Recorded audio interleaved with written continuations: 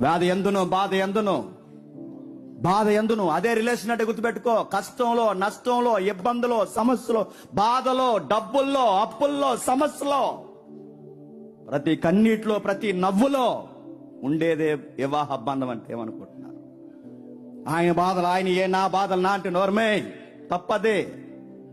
తన బాధలు తనవే, నా బాధలు నాదే. వండుతుంది బట్టలు నోర్మే, తన బాధ నీది కూడా.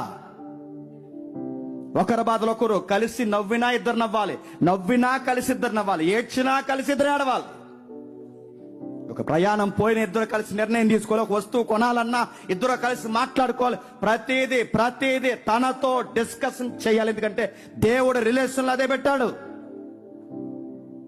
రిలేషన్లు అదే దేవుడు పెట్టాడు. బంధం ఏర్పరిచాడు దేవుడు. కలిసి చెయ్యాలి ఏది చేసినా.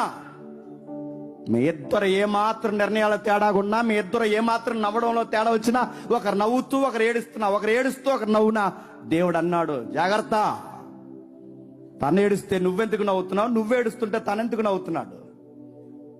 ఫ్యామిలీలో కన్నీరు వచ్చిందంటే ఇద్దరికి సంబంధం ఉంది. కుటుంబంలో బాధ కలిగితే ఇద్దరికి సంబంధం ఉంది. నవ్వులో ఇద్దరికి సంబంధం ఉంది. ఆయన చేసిన అప్పుల్లో ఇద్దరికే సంబంధం ఉంది. నాదెల్లా ఆయన అడగండి అనుకో, బాధ్యత లేడు దానికి.